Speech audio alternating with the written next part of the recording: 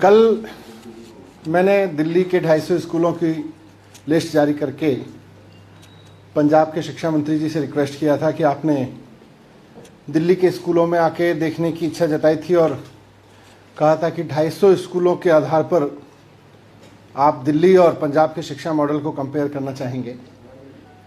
तो मैंने उनसे रिक्वेस्ट किया था कि 250 स्कूल हमने दिल्ली के दे दिए हैं।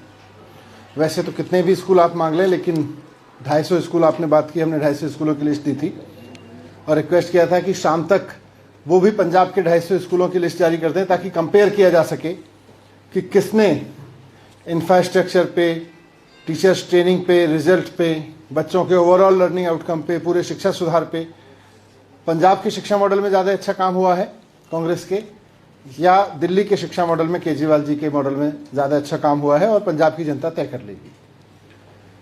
मैंने रिक्वेस्ट किया था कि शाम तक लिस्ट जारी कर दें, लेकिन 24 घंटे हो गए हैं। 24 घंटे तक उनकी तरफ से कोई इसका जवाब भी नहीं आया है। ऐसा लग रहा है कि अब वो शिक्षा का मैदान छोड़ के भाग गए हैं। जब मैंने कहा था 10 स्कूल देख लीजिए तो उन्हें लगा कि शायद हम 10 स्कूल पर कुछ डिफेंस करेंगे। हमने कहा 250 स्कूल देख लीजिए। तो अब लग रहा है कि वो मैदान छोड़ के भाग रहे हैं। मैं उनसे फिर से रिक्वेस्ट करता हूँ, खासतौर से मैं अब पंजाब के मुख्यमंत्री जी से रिक्वेस्ट करूँगा कि हकीकत तो यह है कि 4.5 साल 5 साल में आपकी सरकार ने पंजाब में कुछ नहीं किया।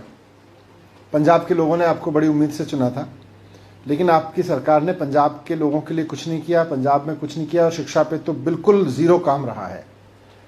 वैसे में आपके शिक्षा मंत्री जी जो नए मंत्री बने हैं वो दावा कर रहे थे कि बहुत काम हुआ है और बहुत अच्छा काम हुआ है पंजाब के शिक्षा मॉडल में, और पंजाब के स्कूल तो बहुत शानदार हो गए हैं। तो वो तो मैदान छोड़ के भाग गए हैं। अब मैं चन्नी साहब से रिक्वेस्ट करूंगा कि शाम तक आप 250 स्कूलों की लिस्ट दे दें, क्योंकि पंजाब के लोगों को ये हक तो बनता है कि पंजाब की सरकार ने पिछले 5 साल में क्या किया है शिक्षा पे। 250 स्कूलों का ही बता दें, ज़्यादा स्कूलों का नहीं बता पा रहे तो 250 स्कूलों में पंजाब सरकार ने पिछले 5 साल में क्या काम किया है ये पंजाब के मुख्यमंत्री जी बता दें। 12वीं क्लास तक के 250 स्कूलों की लिस्ट दे दें और बताएं कि वहाँ शिक्षा सुधार पे, टीचर ट्रेनिंग पे, वहाँ के प्रिंसिपल्स की ट्रेनिंग पे, वहाँ के रिजल्ट्स पे, वहाँ के बच्चों के IIT JEE जैसे बड़े बड़े कॉम्पिटिशन्स को पास करने पे, वहाँ के इंफ्रास्ट्रक्चर फैसिलिटीज़ पे क्या काम किया है। मुझे उम्मीद है कि चन्नी साहब मैदान छोड़ के नहीं भागेंगे, वो बताएंगे कि उन्होंने क्या किया है, और अगर कहीं नहीं किया है तो वो ये भी मानेंगे कि नहीं किया है। Thank you. सर, एक और सवाल है सर कि आज अभी पार्लियामेंट में, लोकसभा में किसान बिल को वापस लिया गया, आपका इनिशियल कमेंट?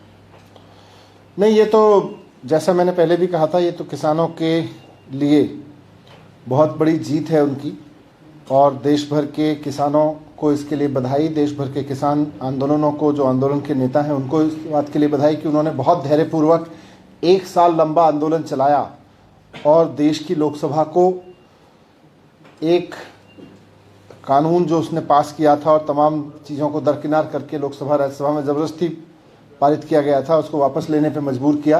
तो मैं इस आंदोलन की सफलता के लिए, इस आंदोलन की जीत के लिए किसानों को बधाई देता हूं, और उम्मीद करूंगा कि लोकसभा भी और केंद्र सरकार भी उन किसानों से माफ़ी मांगेगी जिनका कोई अपना इस आंदोलन में शहीद हुआ, और जितना नुकसान हुआ है उसके लिए भी माफ़ी मांगेगी। नए वेरिएंट को लेकर चर्चा हुई और सारे एक्सपर्ट्स ने अभी तक, क्योंकि ये एकदम नया वेरिएंट है और इसका स्प्रेड अभी दुनिया भर में बहुत अनसर्टेन है, इसका इम्पैक्ट क्या है इस पर भी अनसर्टेनिटी बनी हुई है। तो ये कैसे रिएक्ट कर रहा है नया वेरिएंट, सब लोग इसको लेकर दुनिया भर में चिंतित हैं। आज हमारे जो भारत सरकार के एक्सपर्ट्स हैं उन्होंने पूरा एक अभी तक की जितनी भी जानकारियां मिली हैं उसके बारे में DDMO को अवगत कराया, और उन्होंने भी कहा कि हम भी नज़र रखे हुए हैं, सरकारें भी नज़र रखेंगी, लेकिन अपनी तैयारियों में कोई कोताही नहीं करेंगी। वो चाहे वेरिएंट कितना डेडली है और कितना नहीं है, वैक्सीन पे इसका कितना असर पड़ रहा है नहीं पड़ रहा, ये सब चीज़ें अभी बहुत आगे कुछ समय में, आने वाले कुछ समय में क्लियर होंगे। लेकिन सर तैयारियां उस लिहाज से नहीं, तैयारियां तो यह है कि अगर केसेस बढ़ते हैं किसी भी कारण से तो उस वक्त कितने बेड्स की जरूरत पड़ेगी, क्या जरूरत पड़ेगी, कैसे जरूरत पड़ेगी, उसके लिए मई और जून के अनुभव को देखते हुए, अप्रैल मई जून के अनुभव को देखते हुए दिल्ली सरकार पहले से तैयारियां कर रही थी, और हमारा जो रामलीला मैदान का या दिलशाद गार्डन का जो हमने एक्स्ट्रा फैसिलिटीज़ वहाँ बनाई थी, बाकी सब जगह भी हमारी एक्स्ट्रा बेड फैसिलिटीज़ अलर्ट पे हैं। डेंगू के कारण जो थोड़ा बहुत कन्वर्जन हुआ था डेंगू के नीचे होने के बाद, वापस हम उसको उधर शिफ्ट कर ही देंगे। और इसके अलावा भी अगर कुछ जरूरत पड़ेगी तो उसके लिए भी तैयार है। एक second Sir, Civil Aviation Secretary was also there in the meeting. Did the question of banning flights come up in the meeting, or any more precautions being taken for monitoring? नहीं, पूरी प्रिकॉशन बरत रही है, फिर वो भारत सरकार सारे उस पर निर्णय लेगी। देखिए, थैंक यू।